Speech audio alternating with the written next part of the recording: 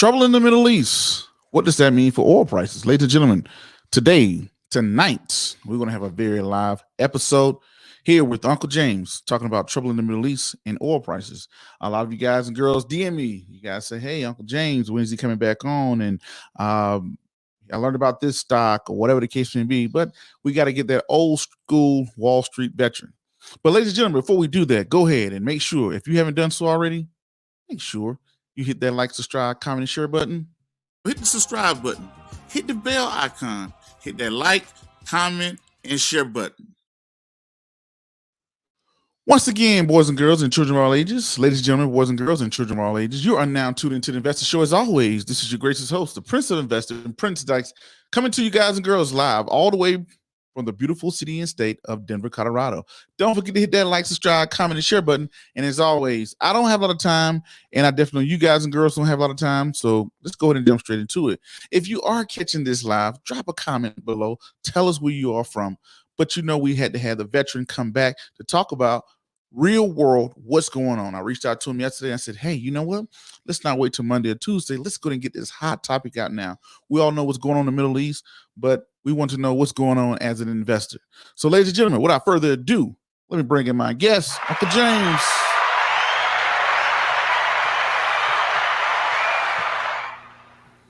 What's going on, Uncle James? How you doing tonight? How are you? It's great seeing you again and great being in front of your audience. Oh yeah, definitely. We're glad to have you back on. So what you been? What you been up to, Uncle James? Tell us what you've been up to before we get into the good stuff. Well, I've been, like everybody else, I'm trying to find my way through this COVID, world here, and now we're going to get blocked now.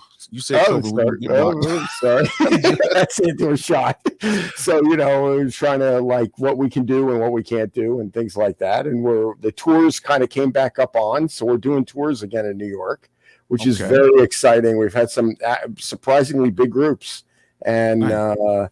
So we're doing some tours, and I've been busy with a bunch of stuff. I think around the middle of July, you had given me a heads up that at that point, oil was outperforming crypto, as I had predicted early on. Mm-hmm. And then since then, it is totally collapsed. So we call the top. So it sold off huge. And let me kind of set the stage, because I know people are interested in all this stuff in Afghanistan, but I think you need a little background first.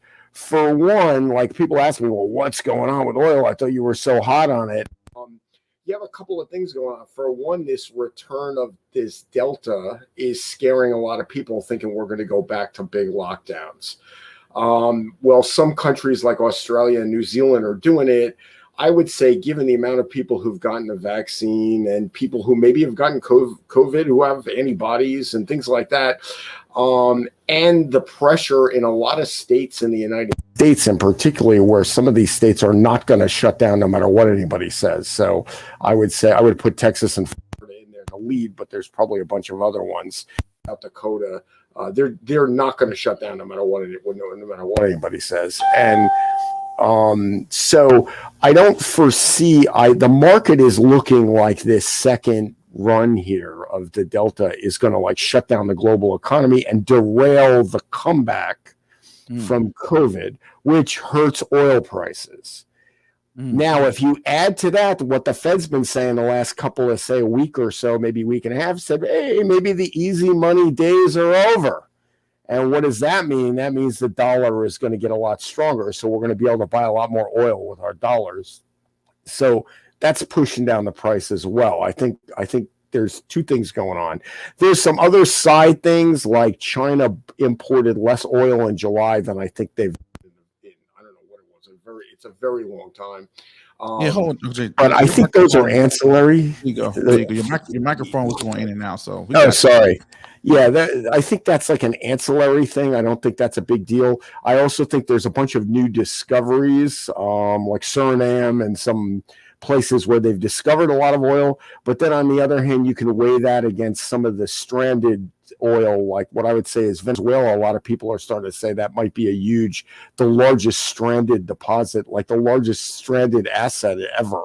At 300, I think it's 304 billion barrels of oil. It's the largest oil reserve And because of the problems in their economy and basically because of socialism, they're less and less able to pump that oil. So there's a lot of things going on. Then we have a new regime in town, and they have curtailed the ability of the U.S. to drill for its own oil by not allowing federal land to be leased for new oil drilling.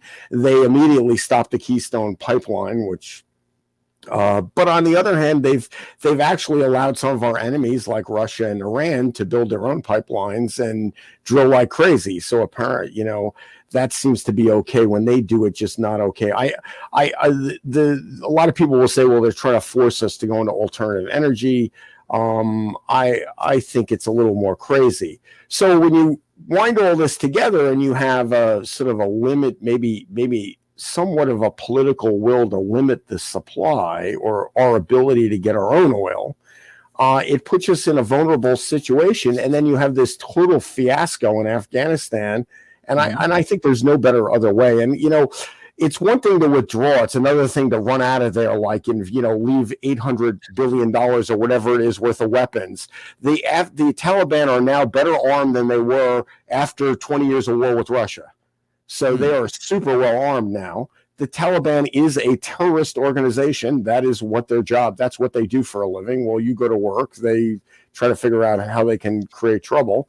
And with a little help from some of their funders, like in Iran and some other countries, I think this is going to greatly destabilize the Mideast. And when the Mideast, when you have what is it? What do they say? When you have certainty, right, you have stability. Well, now you have a period of great uncertainty, because what does this all mean? Now it's going to be a big mess. Plus, it makes the United States look really pathetic. So you have this great uncertainty, which creates a lot more volatility. And I think, you have great concerns from the Saudis and some of the Gulf states that are very concerned about the ambitions of Iran in the region. And you have, I want to get to one question before you go into that. I want to get into the live comments here. Let's sit here. Where's the? Where we go? Where are we? There we go. All right, here we go. What's going on, Al? It's Al in the house. Now we have hello. Damie says BPT doubled, then went down. I don't care though. I'm still holding. That's one thing they said there. Now I have to ask you this question. You just hit on something. You said the easy money days are over. Right. What do you mean when the easy money days are over? I know what you were saying about the Fed. All right. Well, the Fed has had a policy, and this is a big Janet Yellen thing, and I'm not blasting her. It's just she's known for the last time she was involved, she was known for what we call quantitative easing, which is a fancy way of saying I'm going to fly around the country in a helicopter and throw money out the window and hope guys like you pick it up and spend it. The idea is to throw a lot of money around, like flood the economy with cash and hope that people are going to go and buy coffee machines and whatever, homes and whatever. Usually what happens is most of that money goes in the stock market, or it went into crypto, primarily in the stock market. What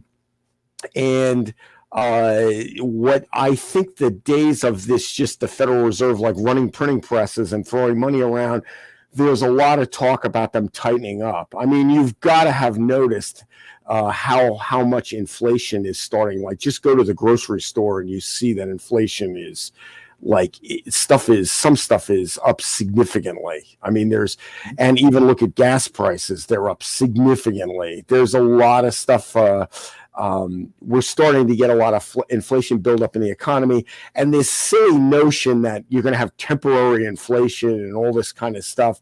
No, when you let the genie out of the bottle, it's really hard to get it back in there. He's gonna go for a while. And you got to remember, we flooded the economy with money in 2008 after that financial crisis. And we really never mopped up all that extra cash.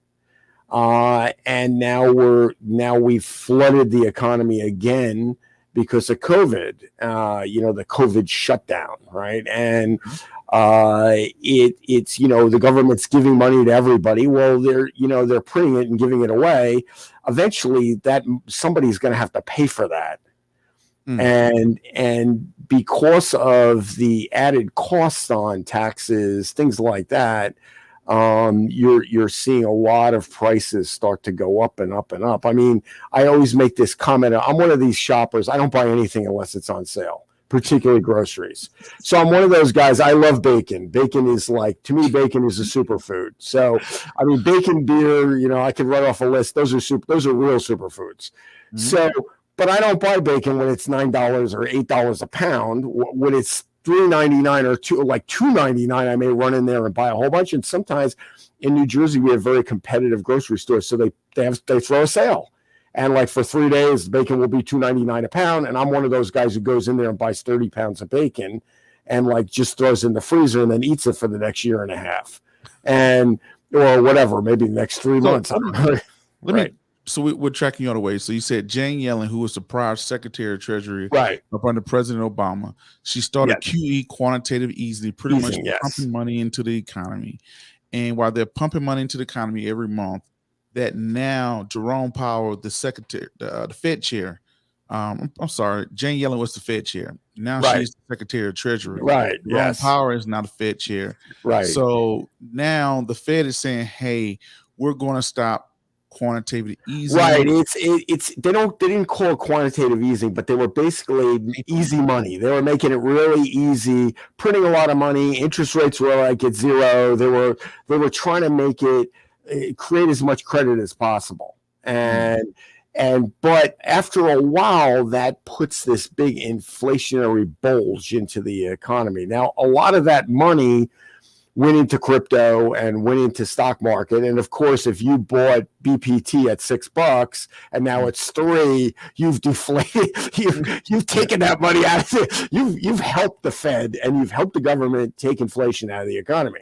So if you're losing money on some of your stocks, in some ways you're doing a good job. You're helping the greater good. But I mean, I know it doesn't feel that way. And so what's happening is this is supposedly the Fed is talking about slowing this down. Now, I don't know how fast, but the market is reacting like the Fed is going to jam the brakes on. Like in the 1970s when Paul Volcker took over, he basically went on TV in a 15-minute speech. He said the printing presses are getting unplugged in about 3 hours. So fasten your seatbelts. Watch what's going to happen. We're going to get hammered here. And he did. And he jammed on the brakes and interest rates shot to the moon and all kinds of stuff happened. But it wrung massive inflation, 25 years worth of inflation out of the economy. And we have basically coasted pretty much till 2008. We coasted off that. We all because of Paul Volcker. And now there's this new idea where we can just print money and debt doesn't mean anything. And, the economy's so big, it doesn't make any difference. And, there's creativity creates value. So creativity is never ending and stuff like that. And there's this idea that the economy can just sustain massive debts without ever really worrying about paying them back. And I'm not really sure I buy into that. And like anything else, that if you flood anything with, you're pumping a lot of money in things, the prices go up to take advantage of that. I mean, go on Amazon now. I'll give you a perfect example. I wanted to buy old-fashioned flares, the kind that light on fire, because I'm one of those guys that if I have batteries in something, batteries are always dead when you need them. So I want to get these. I go on Amazon. It's like $39 for 3 flares.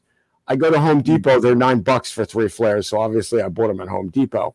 But it just you see a lot of stuff is priced in these crazy high prices because people are they figure people are locked in their house and they're just ordering stuff online and they're not going anywhere. And I think that is starting to scare a lot of people, including the Fed. It's starting to make people very nervous. And it also could be hurting the stock market. It's taking a little steam out of the stock market. Because like I said, if you have that, like for a while they were calling it helicopter finance. In other words, we're going to fly around and throw money out the window. Well, guys like you were picking up the money, and instead of spending it, you were putting it in the stock market because you're a smart guy. And most of your viewers were doing the same thing. They were like, oh, let me buy crypto, or let me buy BPT, or let me buy GE, or let me buy whatever we're buying, Plantier Technology or something like that. So they pump money into the market. Well, the easing is coming to an end, so that rattled everything. And when you and that pushes the dollar, makes the dollar more valuable, which means if we're buying a commodity like oil, if it's a barrel, well, if the dollar is worth more, it will buy more oil for less dollars. So that's you're seeing that. Now, let me answer this question, right?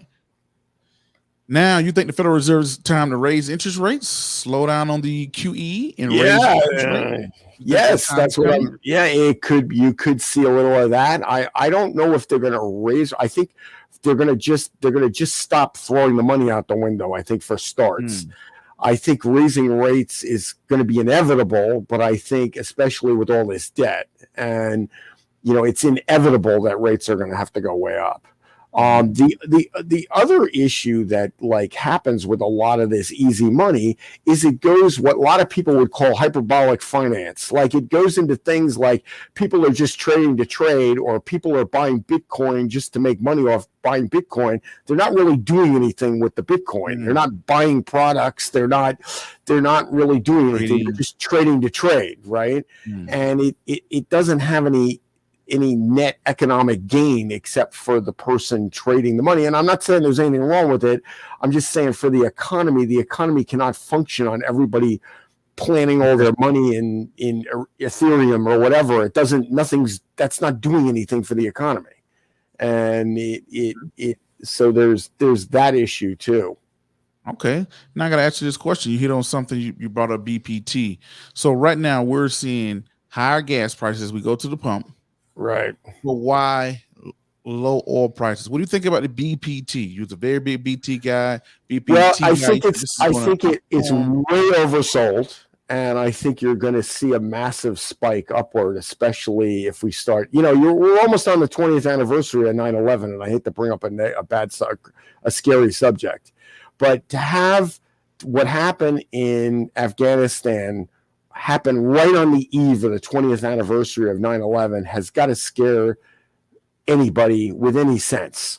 You got to be thinking to yourself, that's just doesn't look good at all. That is like a bad omen. That is a really bad omen. And I think that what you're going to see is you're going to start to the market is going to, we're in that.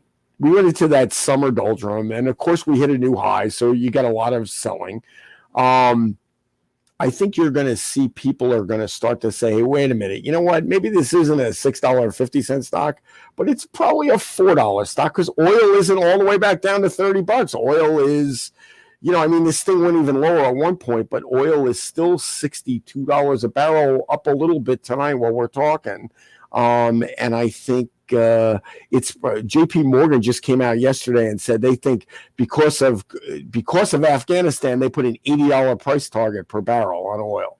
Wow. So, and 80's been around. Goldman's been talking about 80. I'm thinking a lot higher, but because I just think this unrest and volatility is going to make people nervous. And you asked me stuff like, I remember last time we were on, we got into this discussion about electric vehicles and all this kind of stuff. Well, think about this. There's 270 million cars in the United States, cars, trucks, vehicles. There's 2 million, maybe 4 million EVs, like electric vehicles. It's a small market still.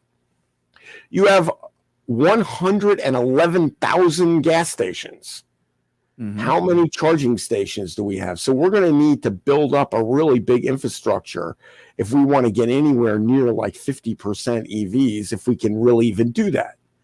And in the meantime, James, do you think that something like oil will push do you think something like oil, I mean, not oil, but the Middle East is going to Middle East will kind of push us more into the EV, electronic vehicle world? Well, I think a lot of people think that's what's going to happen. But the problem I have with all this is like the EVs and all this alternative energy only survives because of massive government subsidies. Again, the taxpayer is funding all this. Mm-hmm. So it's still really not, in some ways, it's not really competitive. And I think it's cool. Don't get me wrong. I don't have a problem, especially in big cities like New York. Like electric cars would be awesome. At the end of the day, I don't know how much energy you're really saving. Like if there's a net savings, I don't know if you're really saving the environment, especially if you've ever seen a lithium mine. You know you're not saving any environment at all. And now they're building even larger. Like we have some technology. I would say that more than EVs, if you like. COVID has created some major changes in the way we live. And what is that? Remote work. And remote work is here to stay. Remote work is, even the commuting lifestyle is over with. It's done. And it's never coming back. And people may still commute a little bit, and some people may go to work certain days of the week. Some people have jobs they have to, like if you're a school teacher, or you're a doctor, or you're a nurse, or you're a tour guide, you have to be there, right? But there's a lot of jobs. If you're an accountant, if you're a lawyer, you don't have to go to the office every day. You can. There's a lot of stuff you don't have to do anymore. And we've had the technology to be able to do this for a very long time. And COVID proved it worked. And now a lot of people are sitting around like, I'll give you a perfect example. If I do two tours in New York, it's about 4.5 hours of work in an entire day. If I count door to door, in other words, from the minute I leave my house till the minute I get right in front of the New York Stock Exchange, and then in the evening, the minute I leave the New York Stock Exchange and get right back in front of my house, you're talking 4 hours worth of commuting time. So I work 4.5 hours and I commute 4.5 hours. Wow. Like, is that really that's not efficient at all? And it's a huge waste of energy if you really think about it. Mm-hmm. Now, mind you, it's a job that there's no way around it because you can't be like, maybe you could figure out some way to do remote tours or virtual tours, but the whole fun of it is to be there. That's the whole point. The whole point is to be on location. And so I think a lot of people have finally discovered all the time they were wasting commuting for real and realized it really is an alternative. And this goes not just for remote work, remote school, remote everything. I just think the whole world is open up to remote. And I don't think this is a genie that got out of the bottle. It is not going back. And I think that's going to do more if you're talking about like cleaning up the environment than anything. And this is not to say people are not going to commute, because yeah, they are. Maybe it's going to be, if you averaged 100 people a day, let's say, these are hypothetical numbers. Maybe now you're going to have 45 people a day. Or 55 people a day on a busy day, but it's never going to go all the way back to 100 again, because people just don't need to be in the office 5 days a week anymore. And a lot of $100 barrels anymore. $100 barrel. I think you got to remember, a lot of oil is obviously there's automotive stuff, but the oil is also used in a lot of plastics, things like that. Oil is also, or petroleum distillates, let's say, are used in plastics. But oil is also used in jet fuel. There's a lot of other stuff that goes on. And it's not just driving cars and commuting.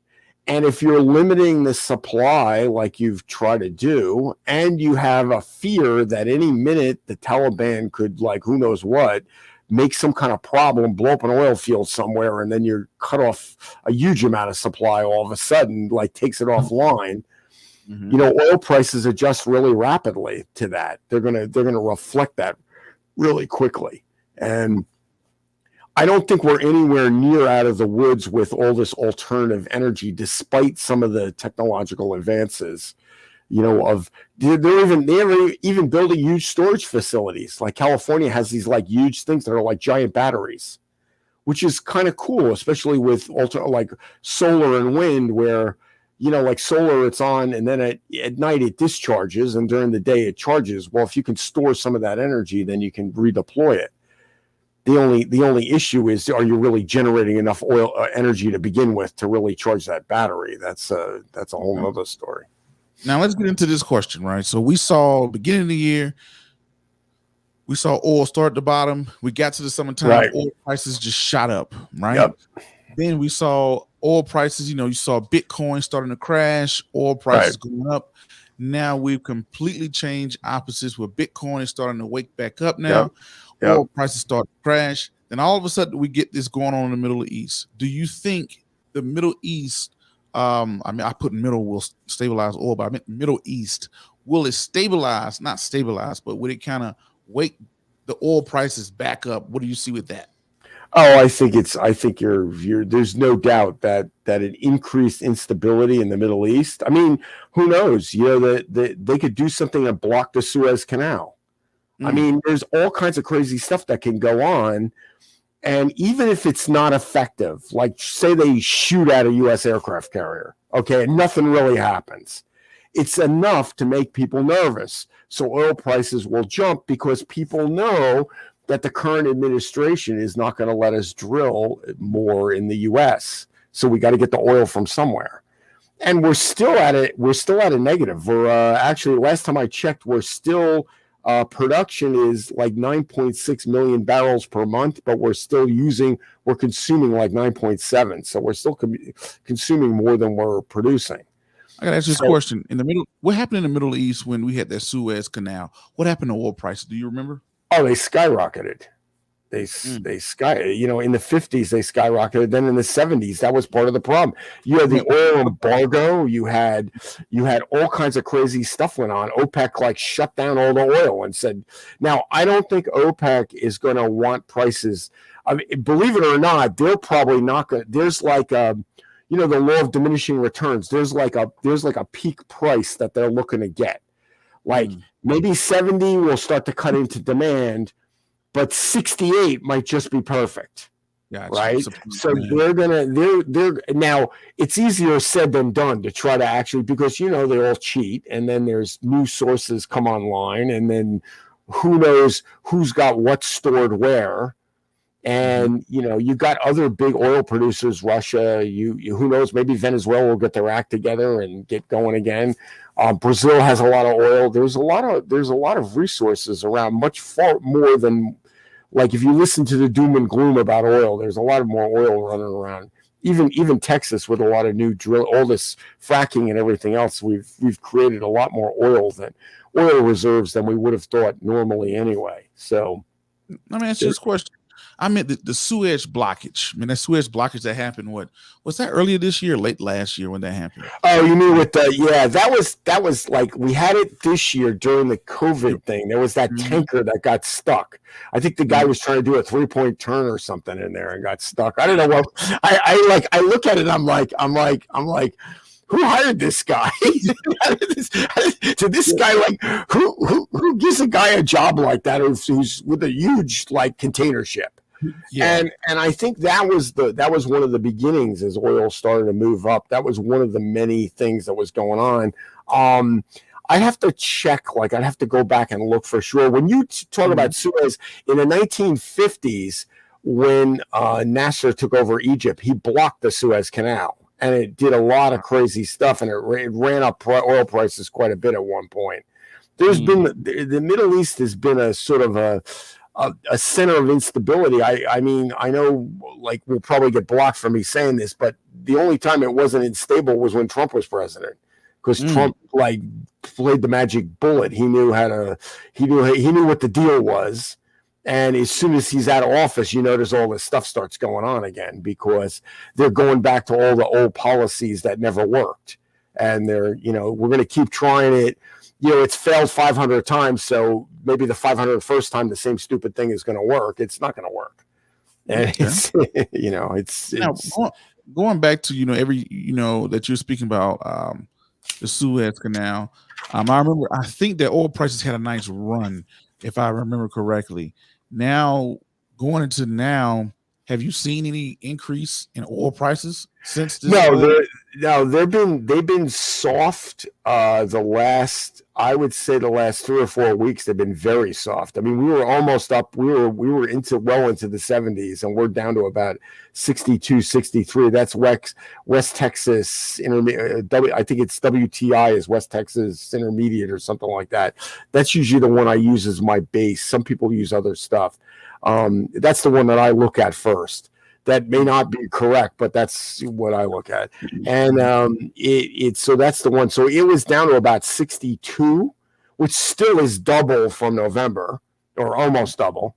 And now it's like it was showing up a little bit before we went on. So maybe they're thinking, like, because we're going to say something amazing here, that it's going to run oil prices up. We're going to shake up the markets. Get the market. Yeah, I think that, once we saw what's going on in the Middle East with the terrorist groups running into, pretty much taking over Afghanistan and people flying off of planes and stuff like that. I immediately thought about oil prices. I said, oh, maybe this could bring. Right. And how is this going to impact all the issues in Syria? There's still issues in Syria, right? How is this going to impact issues in Iran? How is this going to impact? There's all kinds of stuff going on now. This throws a big mess. And now you have a very well-armed Taliban who has nothing else to do but make trouble, because there's nothing else to do in Afghanistan. So it's like, we got it. Pete for Life says, out shopping, got to watch the playback. Hey, Prince. Hey, everybody. What's going on, Pete for Life, out there in Phoenix, Arizona?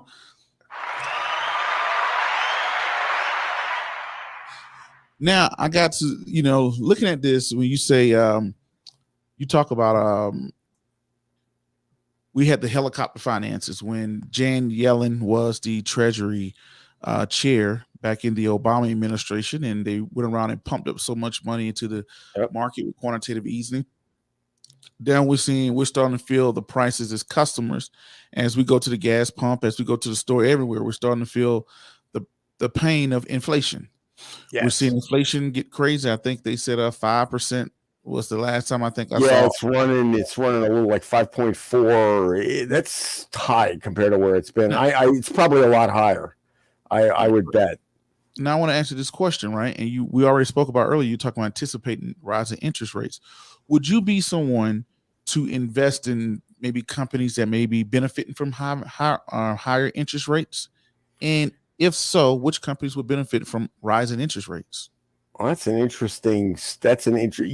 that scares me. When you say higher interest rates, that sort of scares me. I often you associate higher interest rates with more economic growth.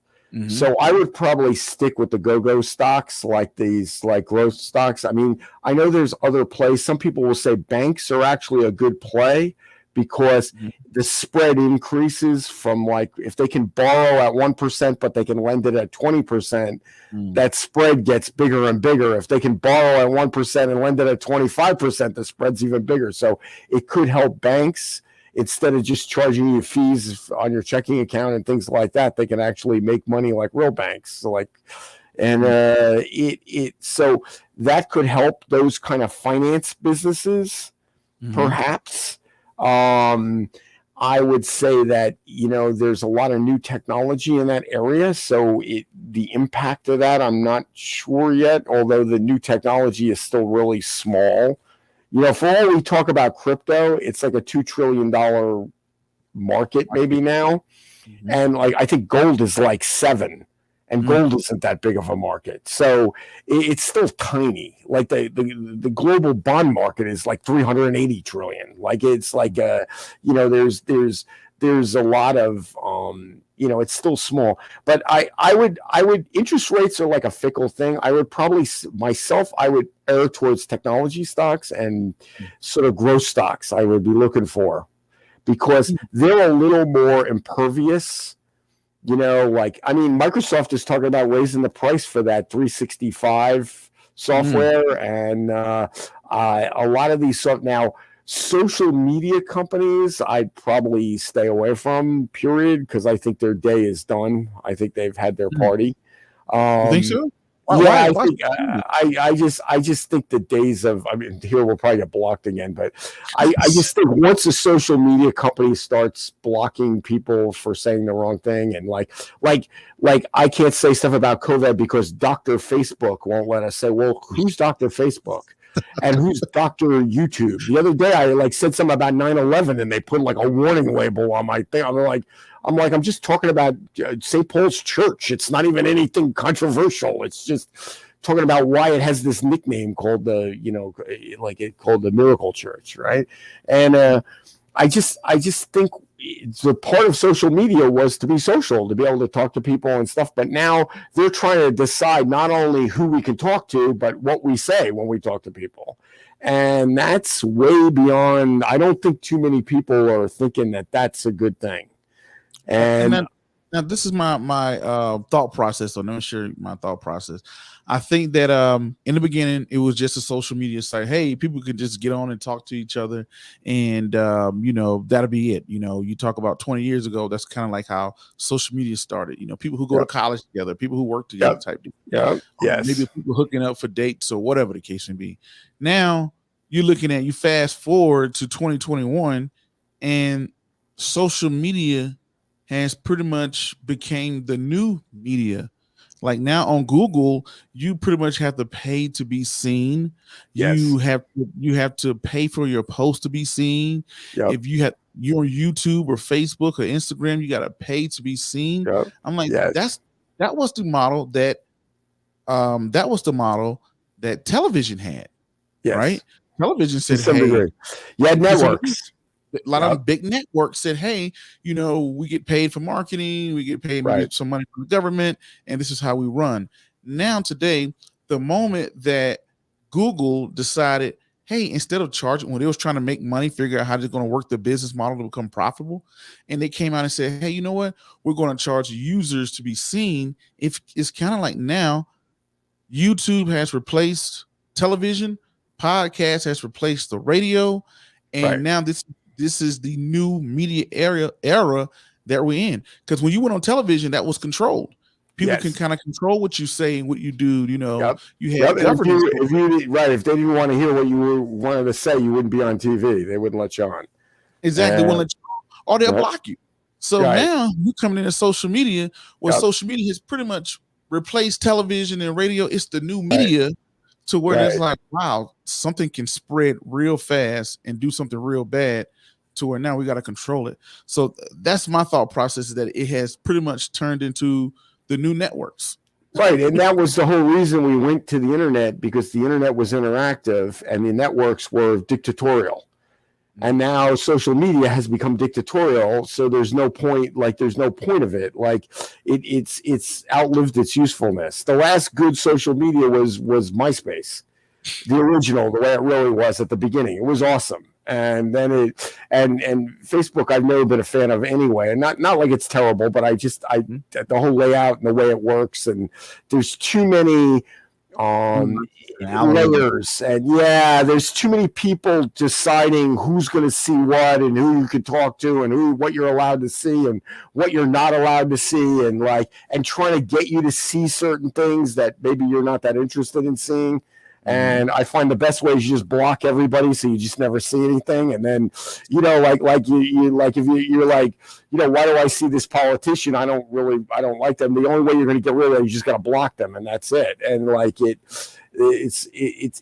it's not a free expression. And I can tell you, because I run this thing called the Ridgewood Blog, and it's a really busy website. And we did the same thing. We have comments and there's stories, and you're always in this weird thing, because where is the line between free speech and letting people like when can I threaten that I'm going to murder you and stuff like that? Where is that line? And unfortunately now the social media has kind of turned it. It reminds me of the French Revolution. It's like the angry mob comes. I'll give you a perfect example. We show a picture on the blog of a guy in a car accident because he was driving 70 on a 25-mile-an-hour street, flipped the car over 3 times because he was downloading porn instead of paying attention while he was driving. So what is the comments? the blog is wrong to show this on the blog. I shouldn't cover this because not that you should slow down, not that you could have run over somebody's kid and killed somebody, not that we're worried about the guy getting hurt. It's all the blog's fault because we showed this. And then it becomes like this nutty, like it becomes your fault if you report something, or if you just question anything, you get like attacked by these crazy, like really uninformed mob. And that's unfortunate because, but a lot of people see blockchain as decentralizing the internet once again. So there's a book out by George Gilder called Life After Google, and anybody who's interested in technology should read it. Because I'll tell you, because of George Google, I bought Qualcomm in 1993, and I was into the internet in the 80s when there was no internet. We were waiting for it to happen. And he's on to a lot of stuff in that book about stocks maybe you should be looking at now to buy. You said Life After Google. Okay. Yeah, it's shout out to the Ridgewood blog. That is your site. Great site, by the way. I follow it. I like your site. I think I give that a gem. I definitely like your site and with the stuff that you write. Even though I could never get on there, but it's okay. You should be able to get. I mean, you can get on there. Like, we'll get you on there. We'll get you. We'll do another thing for Wesley. I mean, you wrote a book about kids and insurance. I mean, you should get a medal from the president for that. Like, to anybody trying to make insurance sound interesting is like, I mean, that is like, I would think. I think if Ludwig von Mises was alive today, he would shake your hand. Because he would say, here's a man who did more for economics than Milton Friedman or anything, trying to make insurance sound interesting. I mean, I'm not saying insurance isn't important. It is very important. But to make it sound interesting, it's like, whoa, it's like, and a lot of people agree with you, because if you look at insurance commercials, because that is one thing, I'm one of the few people left in the world who actually watch commercials on TV because it's the best part of television.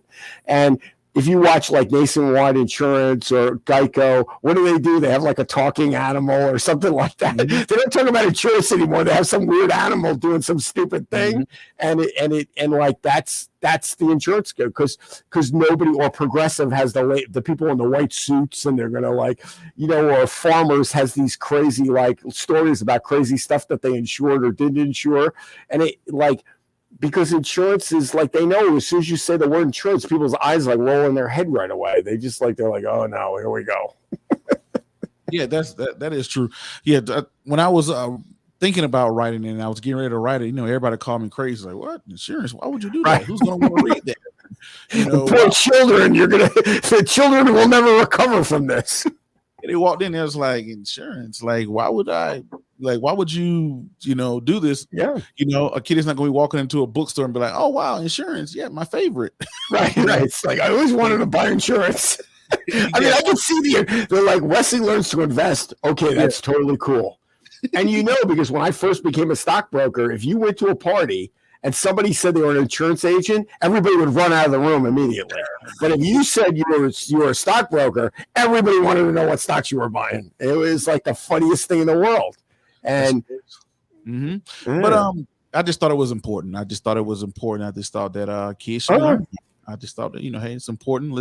Let's go do it. And I didn't want to be Mr. Popular or whatever. I said, hey, I just want to I just felt like 10, 20 years from now that people look back on it and say, wow, okay, I see what this is. I think it's going to be for a lot of people will tell you, well, let me show you this. Here's a book. It's called Economics in One Lesson. It's written by a guy named Henry Hazlitt. It is often considered the single greatest economic textbook ever written. It was written in the 1940s. It's written in simple language that anybody can understand. It's written about complicated subjects like supply and demand and a bunch of other stuff. It's extremely relevant to a lot of stuff going on now. And it like, I think Wesley Learns Insurance or whatever that's going to be there with Henry Hazlitt. You're going to be it's going to be a go-to book.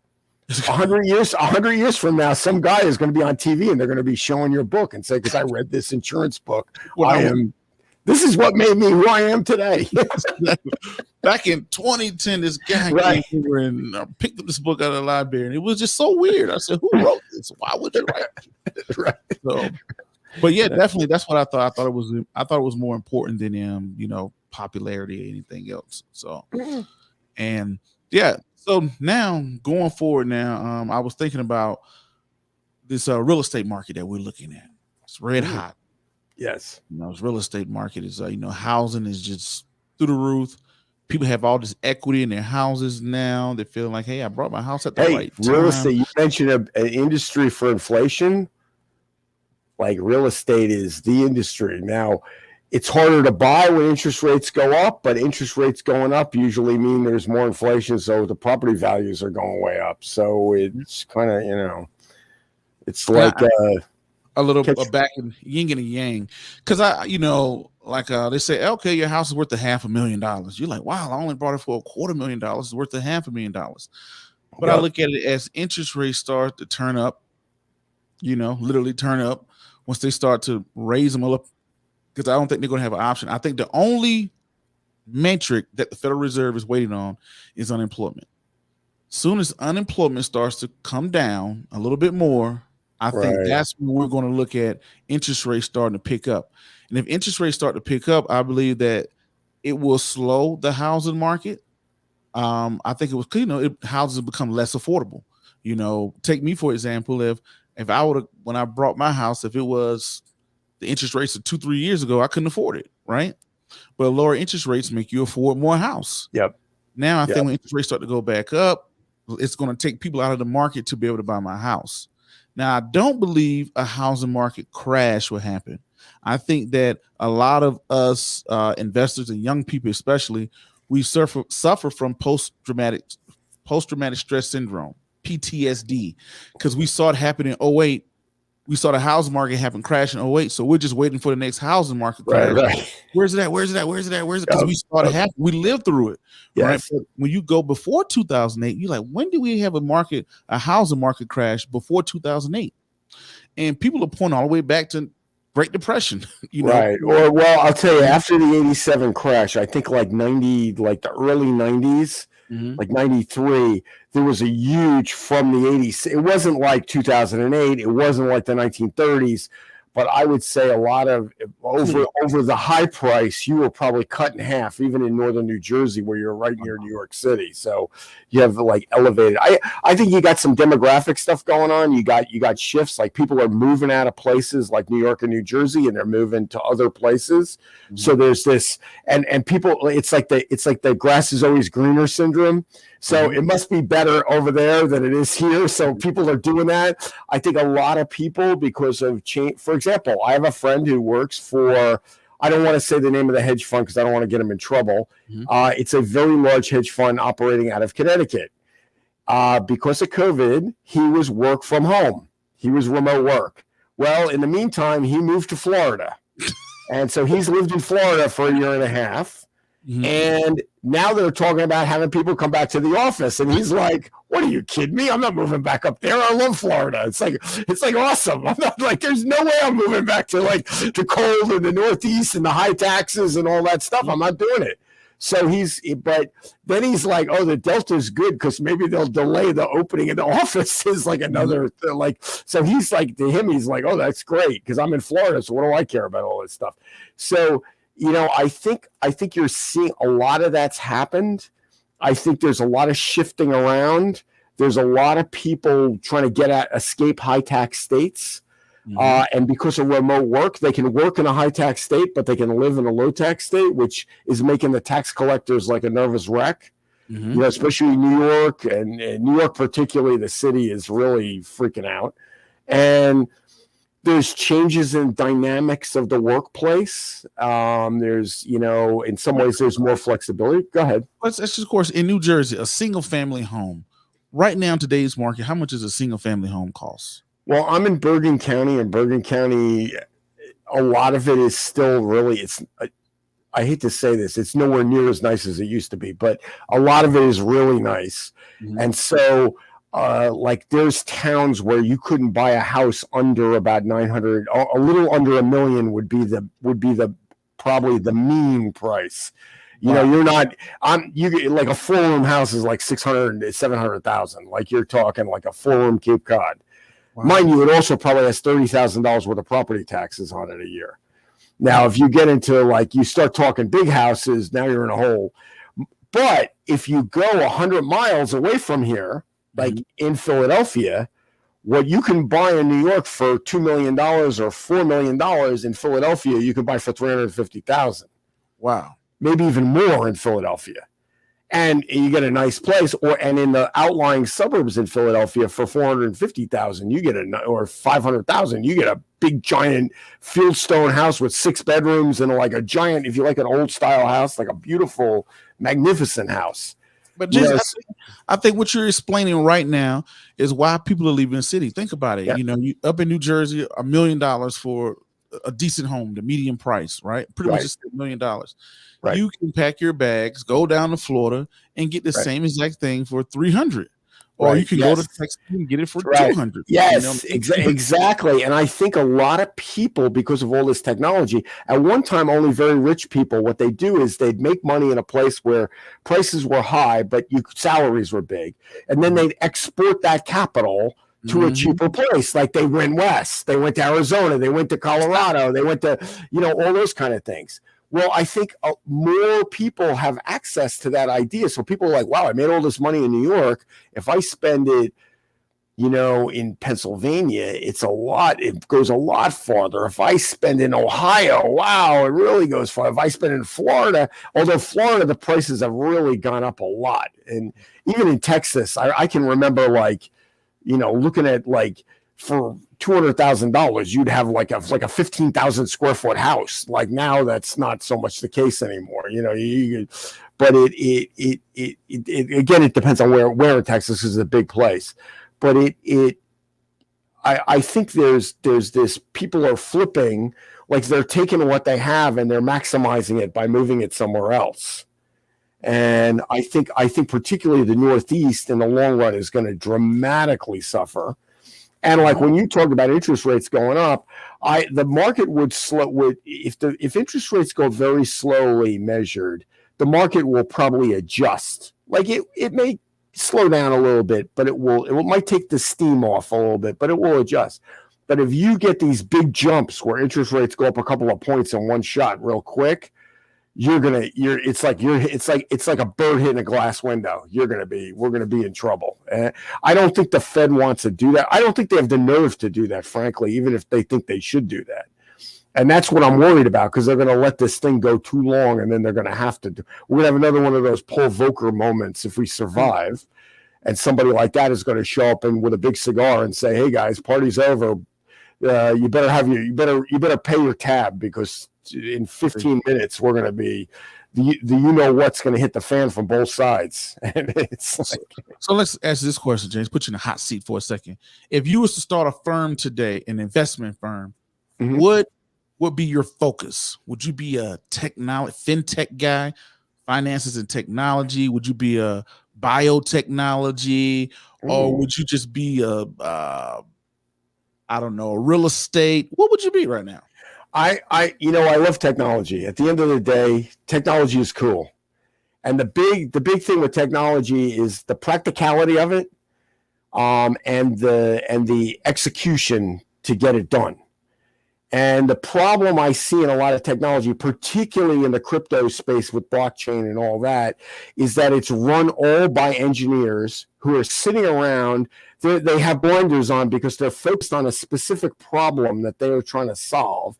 And they're not thinking about the greater problem, that they are one cog, like in a big machine, right? So that's why you have this people don't like Google anymore, and people hate Microsoft, and a lot of these tech companies are falling out of favor because they're run by engineers. They're not run by visionaries. And when the internet came up, there were crazy guys like Jim Clark in 1995 or 6. He, with like 11 programmers, he set up a company called Healthion, and he said, we're going to take over the entire healthcare industry with 11 programmers. That was 1.7. That was 17% of the U.S. economy at the time. So 11 guys plus Jim Clark on his sailboat out in the middle of the Mediterranean are going to take over the entire United States healthcare with just a bunch of programmers. Like, the problem that the blockchain area has now is it's too many people sitting around patting themselves in the back going, I'm smarter than you are, and my blockchain does this, and his blockchain only does that. And like, nobody cares about that. Your technology is cool when grandma it makes her grandma remember to take her medicine when she's supposed to take it. And grandma doesn't even know what blockchain is. Then blockchain will be really cool. Technology is only as good as the people that big. Like, I used to, when Netscape first went public, or when they first had the browser, but even before it was public, I used to say, if an idiot like me can go on the internet, this means it's amazing. This is an amazing technology, because I have no background in anything, and in 2 seconds I'm all over the internet. I could find websites. I could do everything. I had no issue with it whatsoever. It was so easy to use. It was like idiot proof. That's really good technology. Now, this is what I think, James. I agree with you on that. And I feel like something that Charlie Munger said, and he said that he looks at businesses are like living organisms. They start off as an infant, they get older, then they die.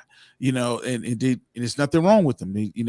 So I look at it as, I remember there was a time where you had like the Blockbusters, and when Yahoo was a big company, right. Activis, AOL, these companies got big, then they kind of died off. Somebody else came along. This is my belief with Bitcoin. How I really believe how Bitcoin is going to play out. I think that Bitcoin is going to continue to grow to be bigger. I think the United States dollar is going to come up with, the Federal Reserve is going to come up with some type of cryptocurrency. And eventually I think Bitcoin will be regulated, because the reason why is, with every piece of technology, everybody always says, oh, this is unhackable, unbreakable. If it's man-made, it can be hacked, right? If the federal government, government is out there and we have cybersecurity all over the place, and daily we are hacked or trying to be hacked, why do I think this new technology will never be hacked? So I think the federal. If I told you how much money I spent on the blog to keep hackers off there, you would die. You would have no. I have spent it's a news platform, and I've spent 90% of the money over the last 16 years all on IT. It's all about technology. It's all about keeping from getting hacked. It's all about backups. It's all about it's and they're always up to something. Every time you find a new thing, they find some new trick to try to get over. And it's like you, but I think there's an evolution, but what's driving me crazy in this blockchain space is all this sort of engineer talk, instead of what is it going to do for me and you? Because a lot of the stuff, there was a Digital Chamber of Commerce put out this big report in 2016 saying these are the targets for blockchain, things that they could work on, like deeds for real estate, all this kind of stuff. And at the end of the day, here we are in 2021, and we're still really not using that stuff to do those things. And then as far as the regulation goes, until you get orderly regulated real markets, like not this pre-SEC, like crypto trades, like the stock market trade in the 1920s or before the 1920s. It's like totally the Wild West. You can't believe anything you see in crypto, whether it's a volume or anything. It's really easy to make stuff up. It's really easy to push these things around. It's really easy to create a coin or a token, like all this stuff. Big money is not going to go in there until they feel those markets are real.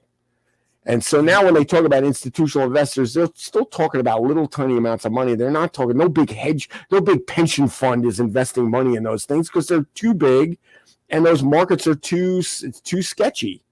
They're very sketchy. Unfortunately, and this is one of the things I have a big issue with this. What I am a little confident is the guy who's the new head of the SEC does seem to be very versed in the crypto space. SEC. And, yeah, the new Geisner or whatever his name is, he seems to be really well informed. I don't know if he's not all rah crypto, but he's not anti-crypto either. He's like in the middle there somewhere. And I think that's a good sign. I think you're right about the Fed working on a digital dollar. I think that's key. but I'm worried that we're going to have some massive disaster before all this happens, and all those crypto people are going to cry like crazy. Go ahead. I gotta ask this question now. What do you think will happen to?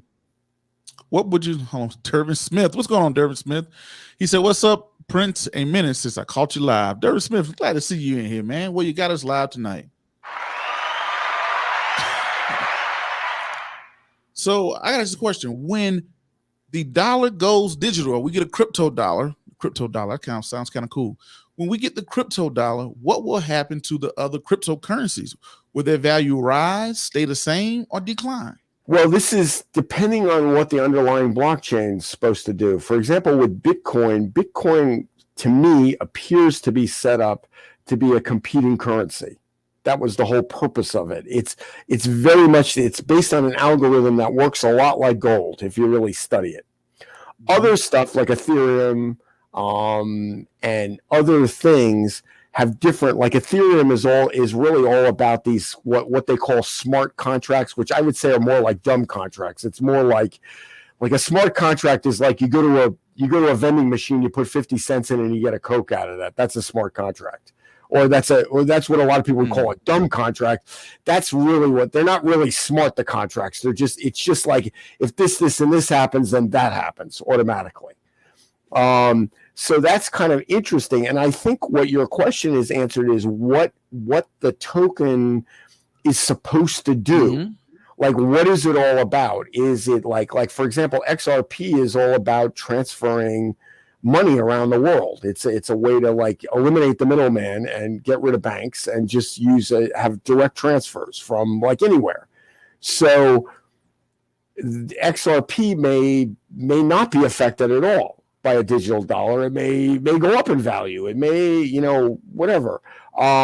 Some other stuff may just go to zero because there's a lot of scam coins out there, or just fake stuff like this Doge coin and things like that. Those are just made up for people to fool around. Those are like tulip bulb trades, and like eventually you're going to get really burned if you get involved in those, and like have fun and party with them, and that's great.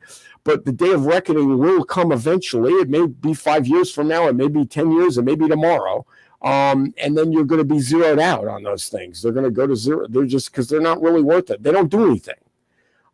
So I think this is another problem we have with the crypto space. Everything is lumped under this cryptocurrency thing, but a lot of this stuff really doesn't. It doesn't really have anything to do with currencies. There's a big issue, and I said this early on when we first talked about this. I have trouble relating the price of the token to the value of the underlying technology. And that's why for most of my investing in that space, I'm buying stocks that are working in that kind of business. Like they're using crypto in some way, or they're trying to execute something with crypto, or they're tracking crypto, or they're using it for software platforms. And to me, that's like a more practical application. I think Bitcoin is here to stay. I don't think it's going to go away. I don't know if it's probably going to be an alternate, like gold is an alternative for the dollar, or gold is like an alternative investment. I think Bitcoin is going to be one of those alternative investments. I don't think all crypto is like Bitcoin. So this is like. Do you think it will be regulated? Oh God, yeah, it has to be, because you can't get it. And what my fear is, they're going to overrate. We're going to have a crash. All these little babies are going to lose their money, just like they did in 2000. They're going to cry like crazy, and the government is going to screw everything up totally. Mm-hmm. That's what my fear is. That's what I'm most annoyed about all this, because I've seen it happen too many times. Mm-hmm. And this is what people say. Everybody loves like you just said. I wanted to hit on when you said it. Right. I want to hit on this when you said it. Right. Now, I think we got a little bit going on. This is what I want to go back to say. Just like when you said earlier, Facebook started out with this whole little free press, free media. Then it grew. It swelled up to be so big that it turned into what we hated. And I Right. think the same thing is going to happen with cryptocurrency. It started out with this whole alternative, decentralized, get away from the government. We all on our own. And I think it's going to swell. It's going to continue to swell. Well, it to some degree with Bitcoin, it got re-centralized because I think they said at one point that like 17% of all the mining is in like the hands of like 4 people. Like it's really a small, it's the way the mining's done now, it's a much smaller group and you need governments to fund it. Like the government of the Ukraine is doing it using excess nuclear power and stuff like that. That's why it got beat up when China like clamped down on all the miners in China. Actually, now Bitcoin has been going up like crazy because it took a big what those people are doing in those foreign countries is they're paying off public officials and they're getting power at a discounted price. And so they're doing like it's like a scam. And so now China clamped down on that. Plus, again, it's undermining the central authority there, which is a big deal. China's also clamping down on all its tech companies. So I think as an economic competitor, they're on the way out. And now it's all a matter for the United States to wake up again and get back into business, which we haven't been for the last, whatever, year and a half or like since November. I don't know where people's heads are at, but they're not thinking clearly. And I think for like Afghanistan, I think shocked a lot of people. And I think that starts to make people think about a lot of stuff. Well, Uncle James, I know we went over our time, big time, but that's always a great thing when I have you on the show. Definitely. It's great to be on. Thanks to everybody that's tuned in live, that's tuning in live across the globe. Everybody that was out here doing all the shares. Uncle James, okay, there we go. We got you back. So, but yeah, what do you want to close out with? What do you want to tell? Also, I want to tell everybody, if you're on Wall Street, if you want to go to Wall Street, check out Uncle James's his tours. He gives tours on Wall Street. I'm pretty sure he can tell you exactly how to do that. I have personally taken one many, many years ago. That's where we initially met. So, yes. Uncle James, tell them about that, the Ridgewood blog, how people can follow you, how people can check you out, and what you want to say to the audience. All right, a couple just for if you want to find me, I have a Facebook page right after I just bagged it. Facebook page called Unofficial Wall Street, and you can look up a lot of stuff that I'm thinking about with the markets. There's a lot of history stuff, and there's stuff about the tours, so you can see how cool it is. You can always reach out to me on that page, and I can direct you to you can either book it directly with me or through a company. And then, of course, I have the Ridgewood blog, which is the Ridgewood blog, and that's like a big news site for northern New Jersey. I think we got knocked off here. Did we get knocked off?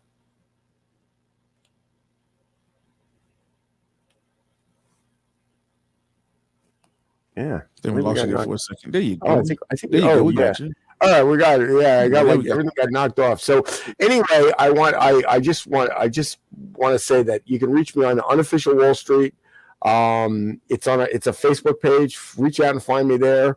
You can follow all the stuff I'm doing, and the Ridgewood blog is theridgewoodblog.net.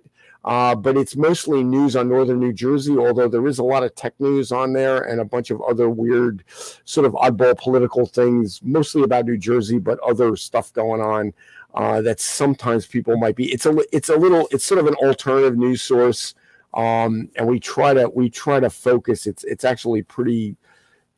I would say there's not much fake news on there as opposed to some of the other news organizations.